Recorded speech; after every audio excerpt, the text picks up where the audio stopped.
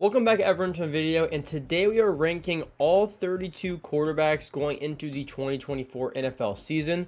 So first off, I do want to say that every single team's quarterback is on here, but for some of the teams where they drafted a rookie, such as the Patriots, where it's like Drake May and Jacoby Brissett, only Drake May is on here, not Jacoby Brissett. So I just want to kind of clarify that like it's basically starters and rookies. It's not the guys that are also like fighting for the spot, so it's not like 100% accurate, but I do think because of how good this rookie quarterback class is, we will be seeing at least probably all of them at some point this season. But yeah, so we're just going to get right into it. So for the tiers, we have 1 through 8, 9 through 16, 17 to 24, and 25 through 32. So there'll be 4 rows of 8 quarterbacks that will show what spots they're in. We'll start from 32 and go all the way up to number 1. If you guys go on to enjoy today's video, though, be sure to leave a like, subscribe, and comment. I would really appreciate all those things, as we are on the road to 1,000 subscribers. We're currently closing on 700. So thank you guys for all the support there. I do really appreciate it.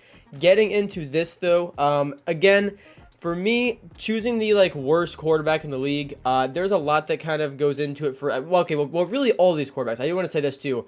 For these rankings, I'm also going to kind of try and keep in mind their surrounding cast, the coaching, and things like that, or their own individual injury history, not just based on like the player's individual skill. So, for instance, Herbert is really good, but might not be as high as he should be because his surrounding cast might be a little lackluster this year. So just to clarify that as well, we're also going to be really heavily talking about the surrounding cast these quarterbacks have to work with.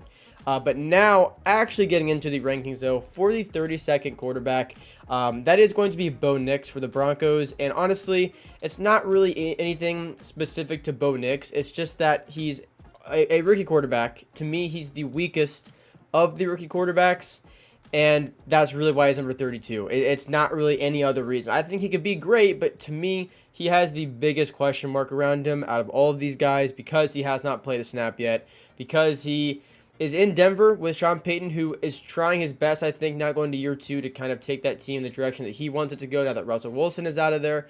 So I'm not saying the Broncos will have a bad year, but I do think at least out of all these quarterbacks, Bo Nix is the most unproven and just yeah, that's pretty much all there is to it. Unproven quarterback. And then speaking of unproven, next is going to be Aiden O'Connell, number 31.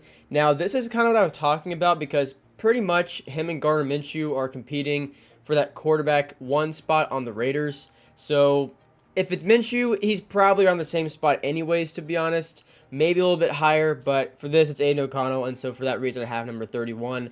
I don't really know what to really think of Aiden O'Connell. He hasn't played a full season, although I will say he does actually have pretty good weapons. He has Devontae Adams. He has Jacoby Myers. They draft Brock Bowers. They have Michael Mayer. You have Zamir White now at running back. Like, you have a pretty decent offense. So if Aiden O'Connell, I think, does take a pretty big step, the Raiders have a pretty good offense. But for me, I don't see a whole lot there as of right now. And again, kind of like Bo Nix and a lot of these guys at the bottom, pretty unproven. Although someone that is not unproven is number 30, and that's going to be Daniel Jones.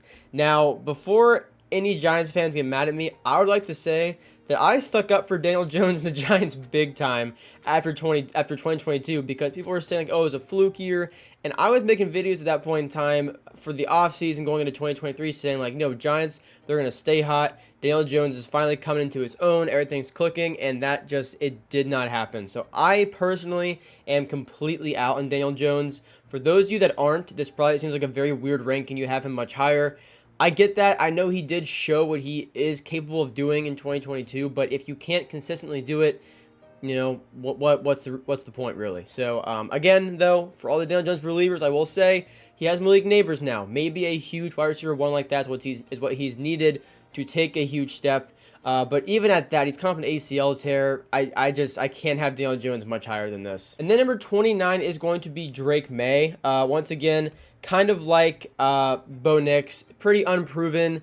A lot of the guys around him are pretty unproven as well. Like Jalen Polk, I think will be a great receiver, but at the end of the day, he is a rookie. He hasn't played a snap. We don't know what to expect.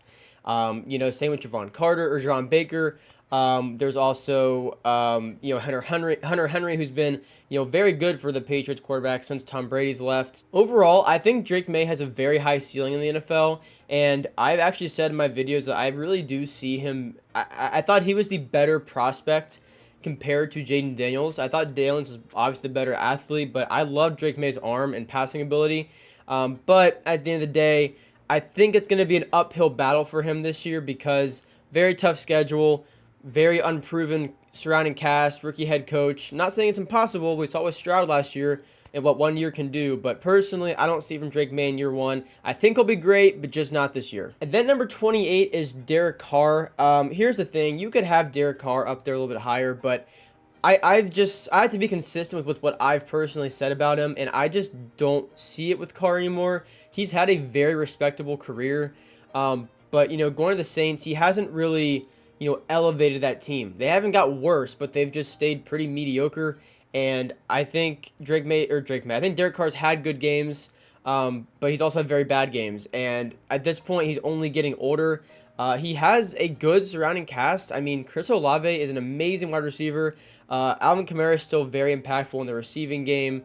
You have Jawan Johnson as well. You have Rashid Shaheed, who's really, honestly, pretty underrated. But overall, Derek Carr is not the long-term answer for the Saints. And I do think we'll probably see his career get wrapped up here in the next probably 3-4 seasons. So even at the most, honestly. So, honestly, Derek Carr last year beat higher up on this, but another year, I don't see enough improvement and change for me to put Derek Carr much higher than this. And then number 27 is going to be Will Levis. Will Levis is a really interesting one for me because he has shown crazy flashes. The only thing is he hasn't played a full season yet, and I would have liked to see a full season from him before making him, much higher in this list. But he's an unbelievable arm. He's a tough runner if he needs to run. And going into this year, the Titans lose Derrick Henry. Obviously a huge loss, but you bring in Tony Pollard, who's a pretty dynamic running back, honestly. You have Tajay Spears still. Hopkins is still there. You bring in Tyler Boyd. You bring in Calvin Ridley. Like, you have given Will Levis a real shot this year to go prove himself. So the only reason he's down there is because I don't think he can really leapfrog the guys I have in front of him, except maybe a couple, if he really surprises. But again, I think this year, his first full year, see what he can do. And I think next year is where you can really see if he takes a huge jump. I think he could have, obviously, a great year this year, but I really think he needs one more year, one full season under his belt, and then if he plays well, I think next year you can project a huge leap for Will Levis. And then next, number 26 is going to be J.J. McCarthy. People might have him further back on here, and I understand why you would, but he's in a really, really good offense to where, I think his year one ceiling could be higher than someone like Drake May because Drake May's not throwing to Justin Jefferson. If Drake May was in J.J. McCarthy's position, then Drake May would be higher up on this list. McCarthy, I really am confident in, or at least my confidence in McCarthy really heavily kind of hinges on the offense around him. I mean, you got Justin Jefferson, Jordan Addison, you have Aaron Jones out of the backfield, you have Ty Chandler back up running back, you have TJ Hawkinson at tight end. I mean, you have a really, really good offense. He has experience playing in a pro-style offense, great head coach, great scheme. I think it's a really good fit.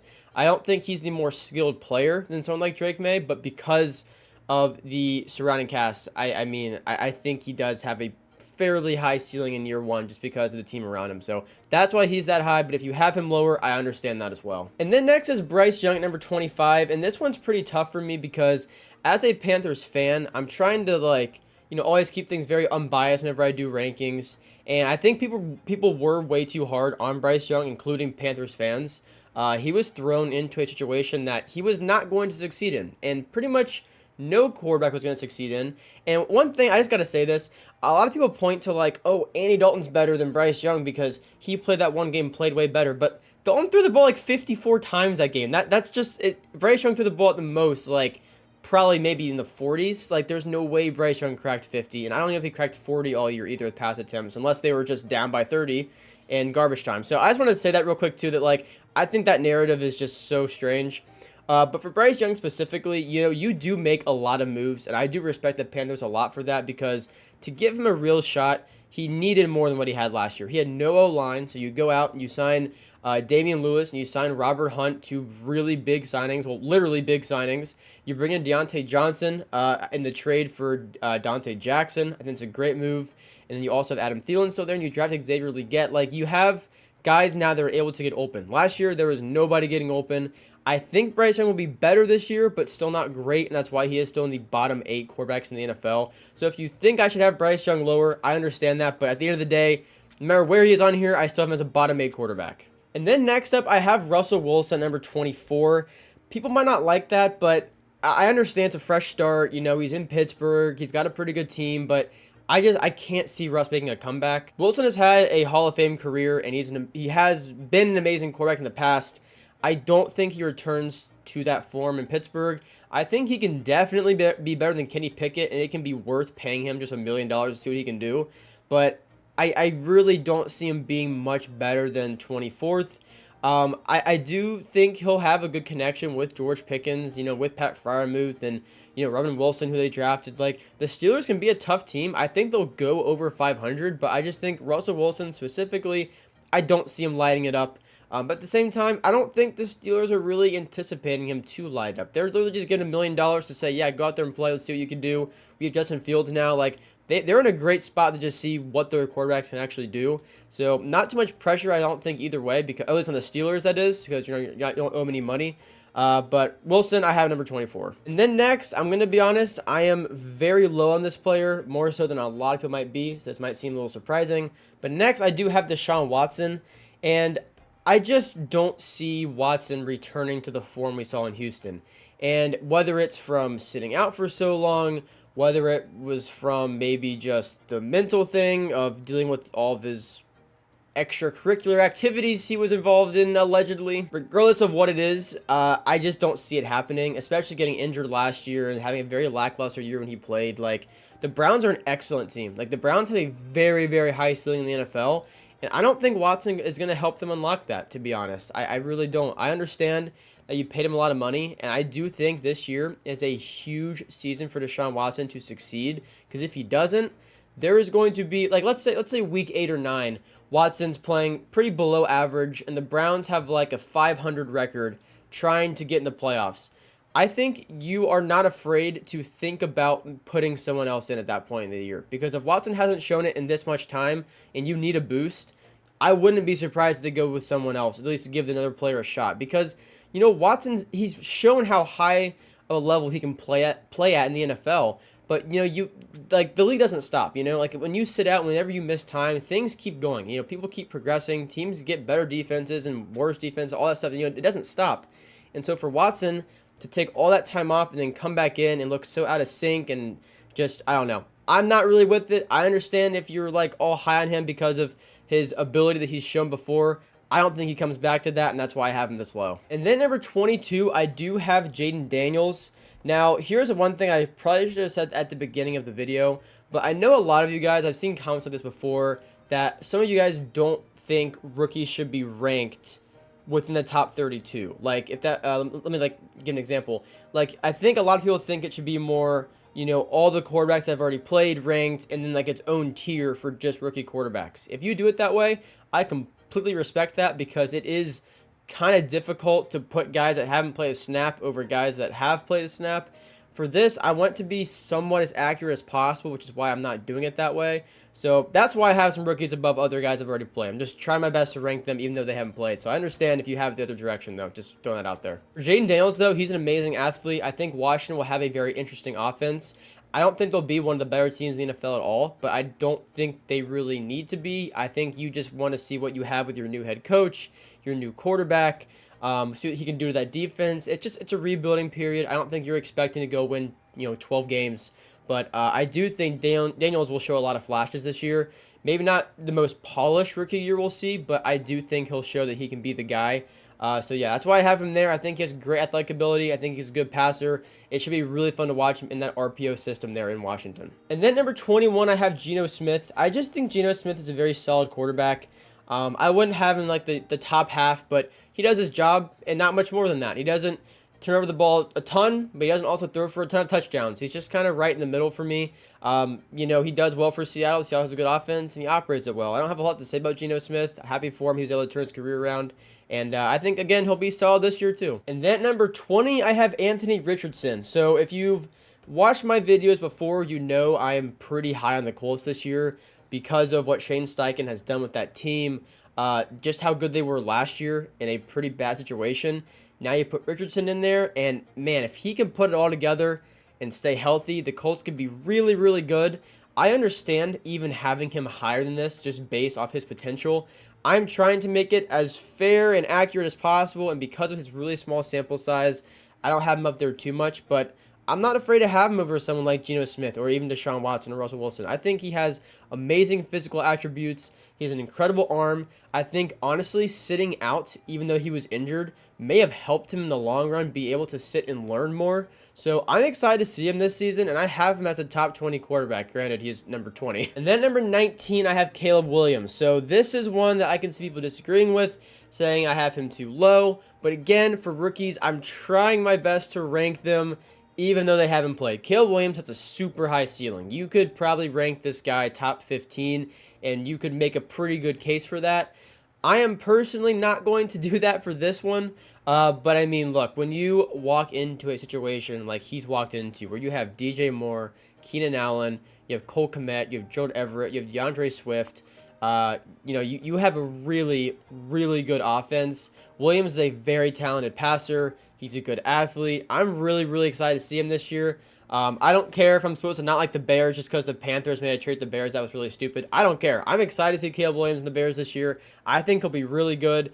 And I have him at number 19. If you guys have him higher this year, though, let me know down below where you have Caleb Williams going into this year, even though he's a rookie, because I'd be very interested to know. And then at number 18, I have Kyler Murray. And this might be when people think I have too high, but Kyler's a really good player, and I feel like, the short jokes and the Call of Duty jokes and all that kind of stuff, I feel like it's almost made people see him a certain way, but, a healthy Kyler Murray, he's a very talented player. He's great with his legs. He has a pretty good arm, and now you give him Marvin Harrison Jr., Michael Wilson for the Cardinals last year. He had a really good rookie year, and it wasn't talked about a whole lot because the Cardinals were awful. But he had like 700 yards. He could have a really good second year. So, and again, you still have James Conner. Trey McBride supposed to have a huge year 3 too. So, I'm very confident in Kyler Murray. I'm not confident enough to rank him top 15, but I do think his ceiling is a top 15 quarterback in the NFL. I think he can definitely hit that. But yeah, again, going to this year, not quite there. I do think he'll be quite good this year, though. And I'm excited to see him with Marvin Harrison Jr. And then there at number 17, I have Trevor Lawrence. And Lawrence is a good quarterback, and I will die on that hill. The Jaguars led the league and dropped passes in the end zone last year, dropped touchdowns. Lawrence statistically was not that great last year. He was playing injured though, and before the injury and after the injury, the numbers do decline a bit. So you can really tell it did hinder his play. And, of course, dropping red zone touchdowns and stuff doesn't help either. But, again, he's in a really good offense. You have Christian Kirk. You bring in Gabe Davis, but you draft Brian Thomas Jr. And I'm really excited about that because I feel like that guy's kind of got overlooked because of how good this wide receiver class is. But he's an amazing athlete, and I'm excited to see him in Jacksonville. And you saw Travis Etienne. You have Tank Bigsby, and you have Evan Ingram, who had a great year last year, led the team in receptions. So, Lawrence, I think, is really, really good. I'm not going to put him a whole lot higher than this because his play hasn't been on the level of play I think is necessary to get into that top half. But again, I do have confidence in Trevor Lawrence bouncing back. And then number 16, I have Baker Mayfield. And I'm not going to lie, I like Baker Mayfield a lot.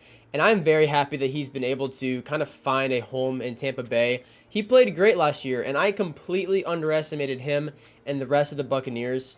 I didn't think they'd be very good. And you know what? Baker did a great job of getting the ball to guys like Mike Evans and Chris Godwin and operating that offense, getting the ball to Kate Otten, their tight end too. He played really, really well. Losing Dave Canales, their offensive coordinator last year, I think will be a bit of a loss, but I don't see Baker regressing a whole lot. I think he has shown that he can be a good quarterback in the NFL. He can be in the top half of quarterbacks in the NFL. So I have him there at number 16.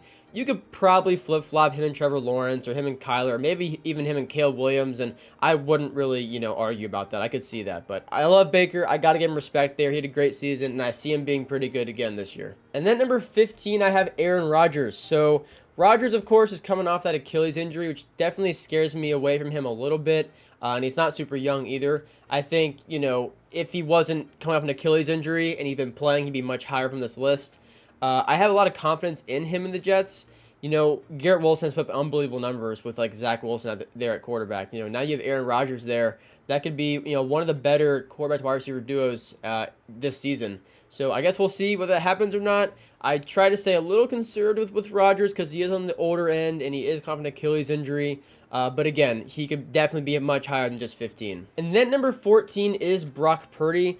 People might have him a little bit higher up on the list, and if you do, I totally get it. I do think there are more talented players above him, but he does a great job of operating that offense. It's a really, really good offense at that, but he does do an excellent job. He's a good deep thrower. He has good anticipation on throws.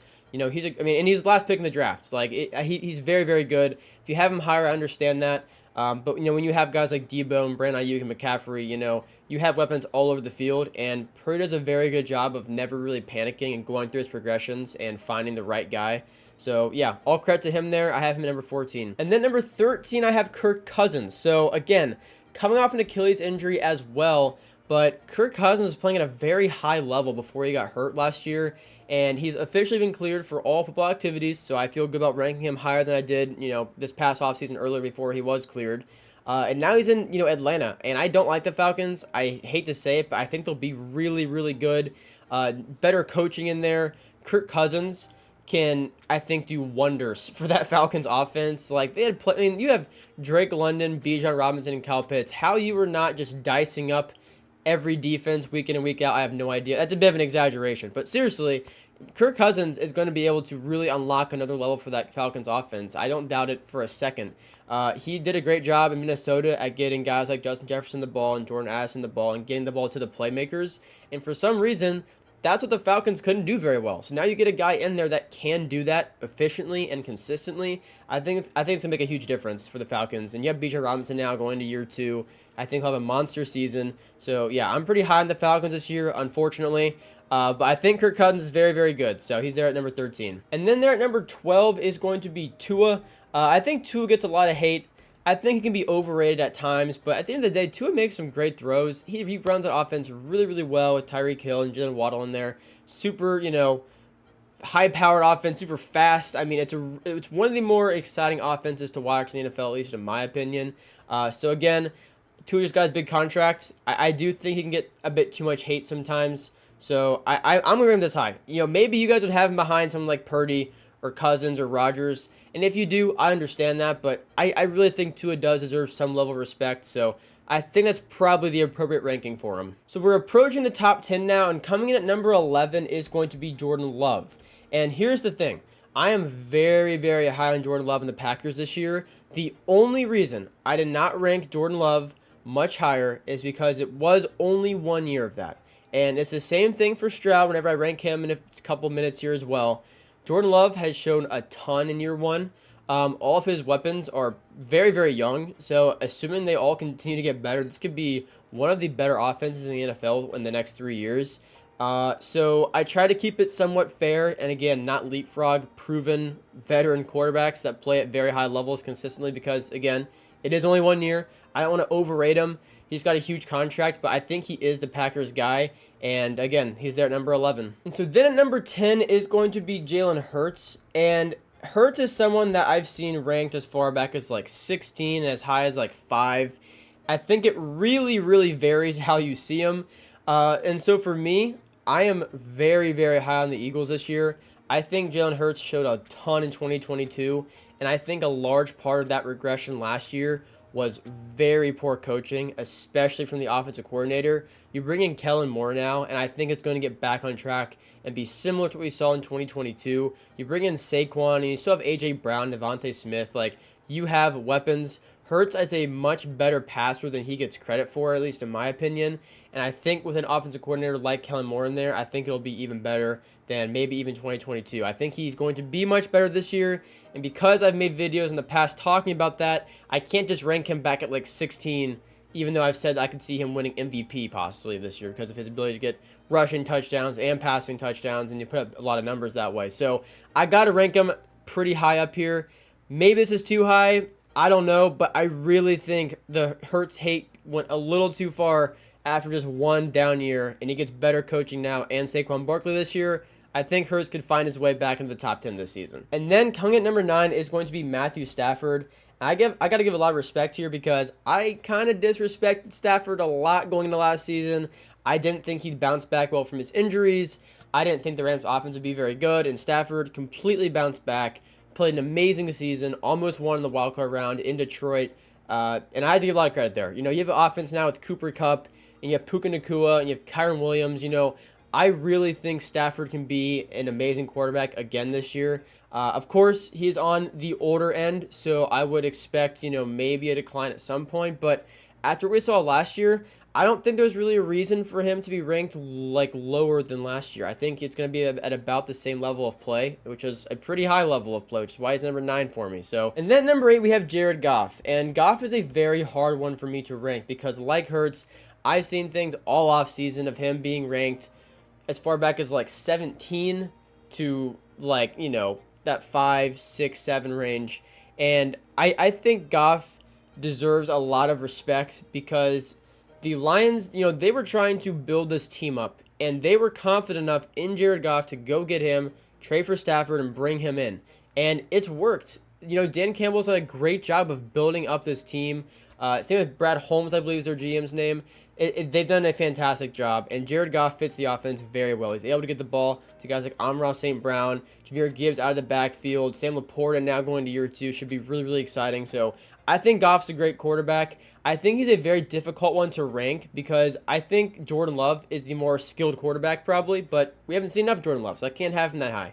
I think Jalen Hurts is obviously the better athlete, but I think Goff might just be the better passer. So for me, I have to lean more having Goff higher. So that's just like, it's kind of tough when you get up to like the top 10 when ranking quarterbacks. So I think that's the best spot for Goff. If you guys have a little bit higher, I can see it. He does a great job, and the Lions are one of the best offenses in the NFL. And then next at number 7 is going to be CJ Stroud. And so as I said for Jordan Love, I didn't want to rank them super high off 1 year.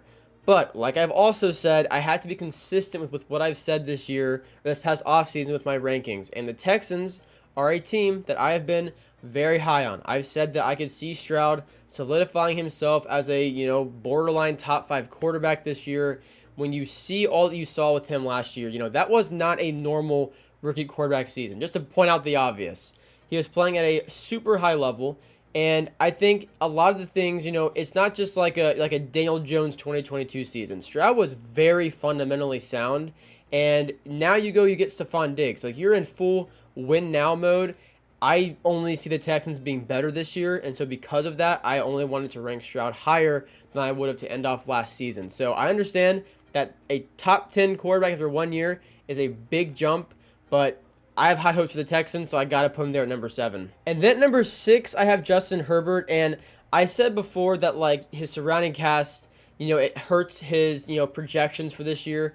And I do, I do think that. But at the same time, Herbert has shown just how skilled he can be. And I've seen a lot of jokes on, like, social media of him, like, in hypothetical situations. Like, people like to make excuses for him not playing at a level they think maybe he should be playing at. But he's had very bad coaching. His defense has let him down.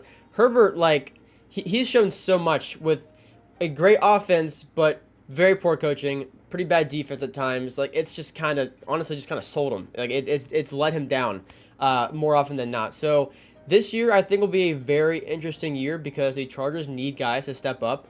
And, will Quentin Johnson do that in year 2? I don't really know. I think Ladd McConkey is going to be amazing in year 1, though, because he's super talented. He's very shifty. He's good after the catch.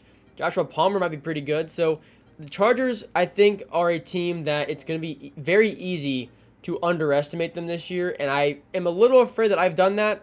But I know Herbert is an amazing player, and I have to have him at least close to that top 5 range. And then at number 5, I have Dak. And whenever I do this, I feel like, no, I shouldn't have Dak that high. But then, you look at it statistically, and you look, just by watching the games, Dak is an amazing quarterback. And I don't know why it does not amount to anything in the playoffs. Like, I don't get it. Because when you watch him in the regular season, especially last year, Dak did such a good job of finding the open guy, but even, more impressive by just kind of what things he struggled with in the past, he didn't turn the ball over near as much as he did before. He was much more careful with the ball while also finding the open guy, because a lot of times he could find the open guy, then other times get a little greedy and then turn the ball over, and all of a sudden you're down, 10 points.